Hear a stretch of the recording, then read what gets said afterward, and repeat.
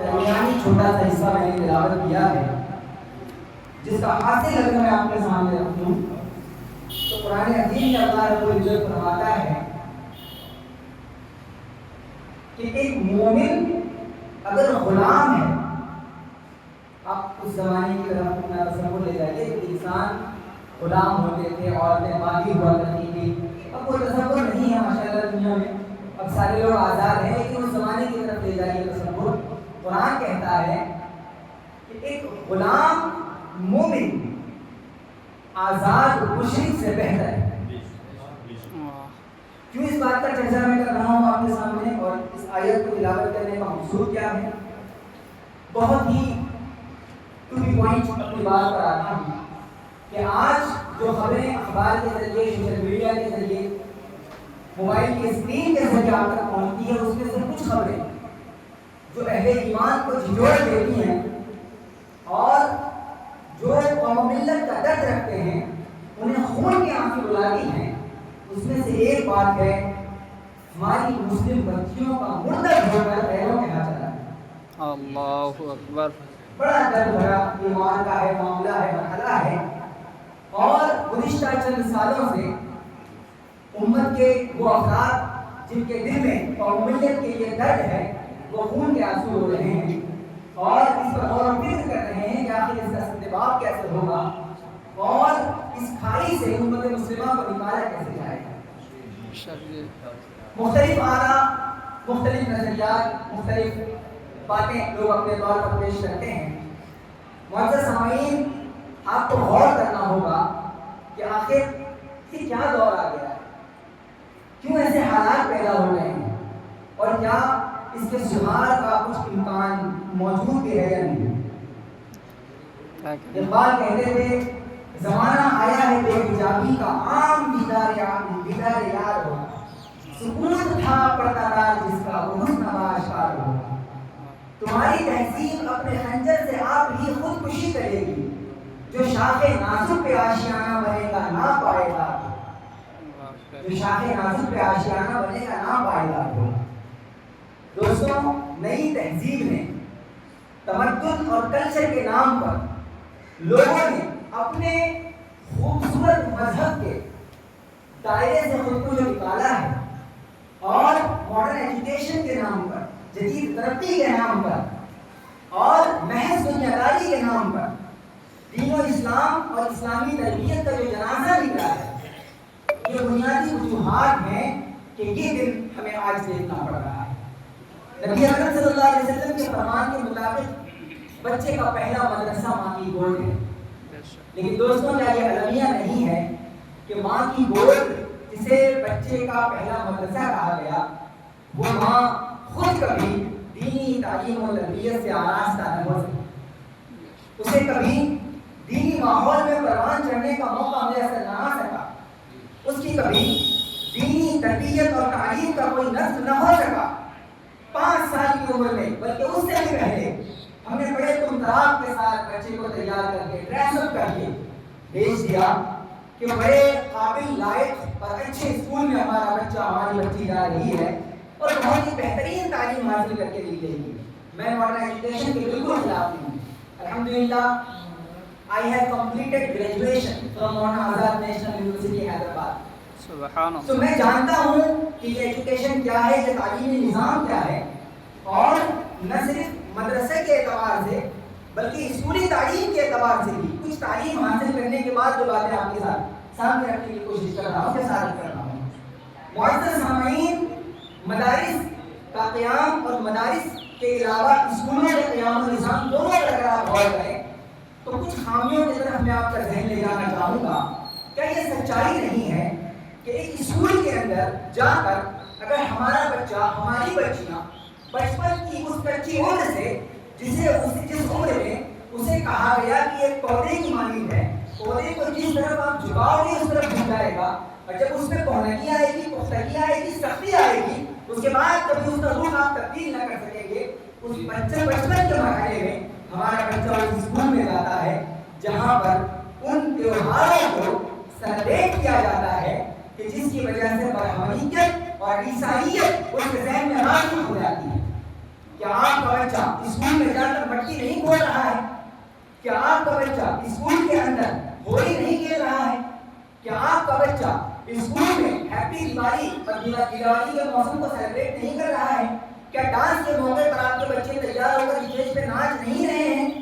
تعلیم کے نام پر یہ چیزیں پروسی جا رہی ہیں اور تعلیم سے زیادہ افیکٹ ان باتوں کا بچوں کے ذہن پر ہو رہا ہے، کیونکہ تعلیم جو وہاں کی جا رہی ہے اس تعلیم کا جہاں تک میں جانتا ہوں راست زندگی میں کوئی سیدھا تعلق نہیں ہے کہ انسان دنیا میں قدم رکھنے کے بعد واقعی طور پر اس تعلیم کا اپنی زندگی میں استعمال کر سکے۔ میں آپ کو بتاؤں، ایک ان پڑھ شخص اگر دکان پر بیٹھتا ہے اسے جا کر کہہ دو کہ 4 انڈے، 1 بریڈ، 1 دودھ کی تھیلی اور 5 ٹافی دے دو، تو اس سے پہلے کہ ایک بار میں 5 شخص اس بات کا حساب لگا پائے کہ کتنے پیسے ہوئے، وہ حساب لگا کر بتا دیتا ہے۔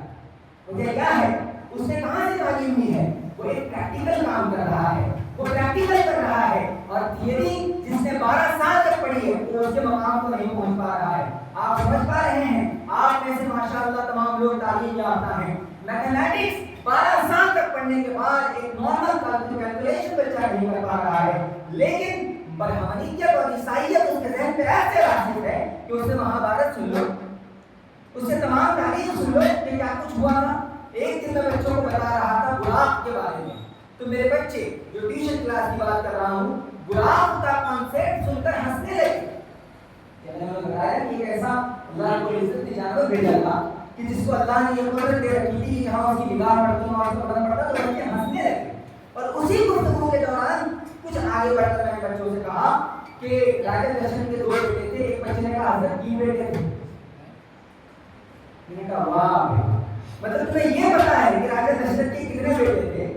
اور تمہیں یہ نہیں پتا کہ غلام کا تصور اسلام میں کتنا معنی رکھتا ہے۔ نبی اکرم صلی اللہ علیہ وسلم کا چلے جانا اور زمین کے حدوں سے گزر کر لامکان تک پہنچ جانا کس قدر اہمیت کا حامل ہے۔ کیا کہا ہے اقبال نے؟ سبق ملا ہے مجھے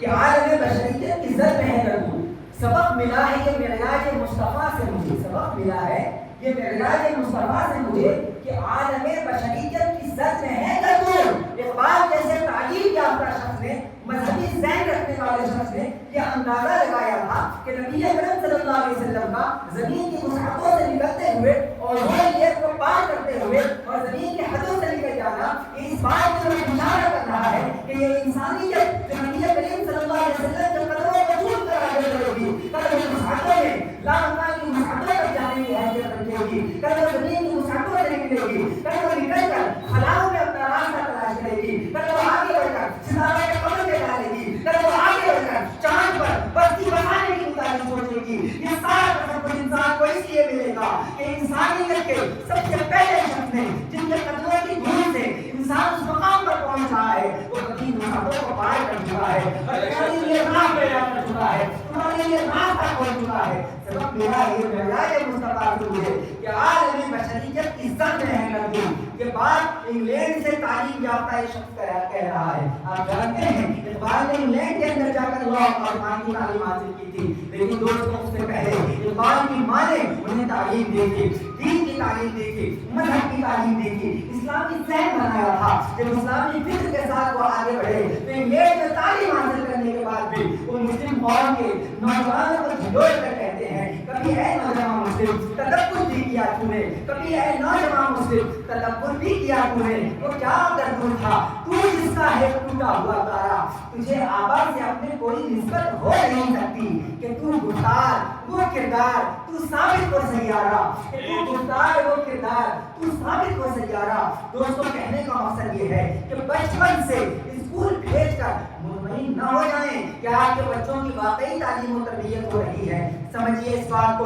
تعلیم الگ چیز ہے، تربیت الگ چیز ہے۔ تربیت جو ہے وہ ادب سے آتی ہے اور ادب جو ہے وہ سب سے پہلی چیز ہے۔ ادب پہلا قرینہ ہے محبت کے قرینوں میں۔ اگر آپ نے ادب سکھا دیا، زندگی گزارنے کا طریقہ سکھا دیا تو کل وہ تعلیم کے جس میدان کو بھی پار کر لے، آج کل وہ روزگار کے نام پر جتنے آگے بھی چلا جائے، کم از کم اپنے دین کے ساتھ دشمنی موڑ نہیں لے گا، کم سے کم دین بیزاری اس کے اندر پیدا نہیں ہوگی، کم سے کم دین کے حدوں کو وہ پھیلائے گا نہیں۔ میں آپ کو بتاؤں مسلم بچیوں کے امتداد کی ہزاریں وجوہات انٹلیکچوئل لوگ اور بڑا ذہن رکھنے والے لوگ پیش کرتے ہیں، لیکن میری نظر میں، میری کم فہمی کے باوجود میری سمجھ میں، اگر بچیوں کی بچپن میں صحیح تربیت کا نصیب ہو جائے، انہیں صحیح طور پر نبی اکرم صلی اللہ علیہ وسلم کی تعلیمات سے آگاہ کر دیا جائے، ان کے دل میں عشق نبی کریم صلی اللہ علیہ وسلم کی شمع روشن کر دی جائے اور انہیں بتا دیا جائے کہ وہ کتنی قیمتی ترین چیز ہے جس کا تم شعلہ کر رہی ہو، جس کو چھوڑ کر تم اسلامی حدوں سے باہر جا رہی ہو،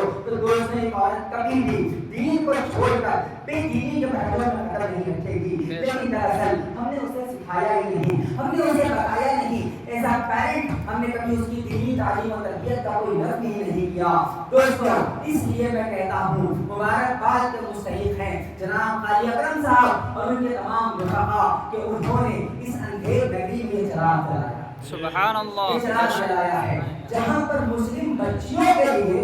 دینی تعلیم و تربیت کا انتظام کیا جائے، بچپن سے ہی بچوں کو نبی اکرم صلی اللہ علیہ وسلم کی محبت سکھائی جائے گی، خداوند قدوس کا قرب پانے کے لیے کیا راستے ہیں اور اس کا خوف جو ہے اٹھایا جائے گا، اسلام کی عظمت دکھائی جائے گی، بتایا جائے گا کہ کس طرح اس دین کے تحفظ کے لیے نبی اکرم صلی اللہ علیہ وسلم کے نواسے حضرت امام حسین نے اپنے تمام خاندان والوں کے ساتھ اپنا سب قربان کر دیا تھا، انہیں بتایا جائے گا کس طرح حضرت سمیہ رضی اللہ تعالیٰ عنہ پہلی شہیدہ بن گئی تھی مگر اس دین کو حفاظت، اس دین کی حفاظت کے لیے اپنی جان قربان کی تھی، انہیں بتایا جائے گا کس طرح سے حضرت خبیب رضی اللہ تعالیٰ عنہ کو سولی پر ٹانگ کر شہید کر دیا گیا تھا مگر کبھی انہوں نے دین سے برگشتگی اختیار نہ کی تھی۔ یہ باتیں جب دل میں راسخ ہو جائیں گی، یہ باتیں جب دل میں بیٹھ جائیں گی تو کبھی اللہ نہ کرے گا ایسا موقع آئے کہ ایک طرف تمہارا دین ہو اور دوسری طرف دنیا بھر کی آسائشیں ہو تو تمہارا ذہن کہے گا میں ٹھوکر مارتا ہوں آتی ہوں، ایسی آسائشوں پر مجھے تو اس آسائش کی طرف جانا ہے جس کے متعلق اللہ کے نبی نے ہمیں خبر دی ہے، مجھے تو اس جنت کی طرف ہے جس کو خداوند قدوس نے ہم مومنین کے لیے راستہ راستہ کر رکھا ہے۔ دوستوں یاد رکھو ایک ہی راستہ ہے، بچپن میں اپنی بچیوں کے ذہن میں خدا کا خوف اور نبی کی محبت بٹھا دو، اس دین کی عظمت بٹھا دو تو کل ہوگا کہ کتنے بڑی چیلنجوں کا ان کا سامنا کرنا پڑے، کبھی وہ دین سے بدلتا نہ ہونے پائے اور ایک مسلم کے مقابل کسی غیر مسلم کو اختیار نہ کرے۔ یاد رکھو اگر ایسا ہوا تو خاندان بگڑ جاتا ہے، پورا اسلامی نظام اور معاشرہ بگڑ جاتا ہے، پوری سوسائٹی بدل جاتی ہے۔ میرے سامنے کوئی اور شخص نہیں ہے، اس لیے میں ایسے شخص کا مثال آپ کے سامنے پیش کر رہا ہوں جو عقیدتاً ہم سے میچ نہیں کرتے ہیں مگر پھر بھی کہہ دوں سر سید احمد خان جس نے اتنی بڑی یونیورسٹی قائم کی ہے، اس نے کہا تھا، اس زمانے میں کہا تھا جب سبھاش چندر بوس جی کہہ رہے تھے تم مجھے خون دولت میں آزادی دوں گا، تم مجھے خون دولت میں آزادی دوں گا، وہ کہہ رہے تھے تم مجھے تعلیم یافتہ مان دو میں تمہیں تعلیم یافتہ معاشرہ دوں گا، تم مجھے پڑھی لکھی مان دو میں تمہیں پڑھی لکھی سوسائٹی دوں گا۔ تو اس کو پتا چلا کہ اگر ایک نوجوان مرد پڑھتا ہے تو ایک شخص پڑھتا ہے، اگر ایک بچی پڑھتی ہے تو پورا معاشرہ پڑھتا ہے، پوری سوسائٹی پڑھتی ہے، پورے خاندان کا نظم پڑھتا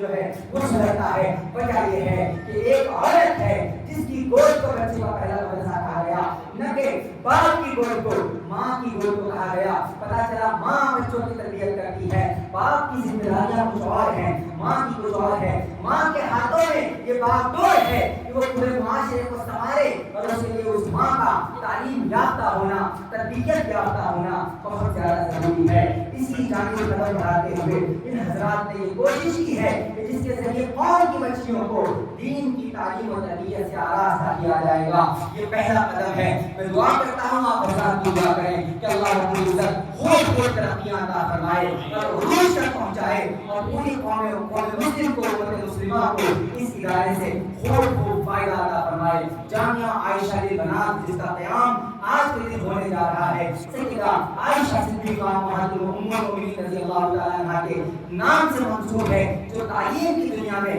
بڑے مقام پر فائز ہیں، بہت بڑی عالمہ، بہت بڑی مفتیاں ہیں اور امت مسلمہ نے بہت سارے صحابہ کرام نے آپ کی بارگاہ میں زانو تلمس طے کر کے آپ کے شاگرد بن کر آپ سے دین سیکھا ہے۔ دعا کرتے ہیں کہ سیدہ عائشہ رضی اللہ تعالی عنہا کے نام پاک کی مناسبت سے اس ادارے کو اللہ رب العزت دونوں جہان میں خوب خوب ترقیاں عطا فرمائے اور تمام لوگوں کے کام کو، ان کے کاج کو اپنی بارگاہ میں شرف قبولیت عطا فرمائے۔ استغفر اللہ ربی من کل ذنب و اتوب الیہ۔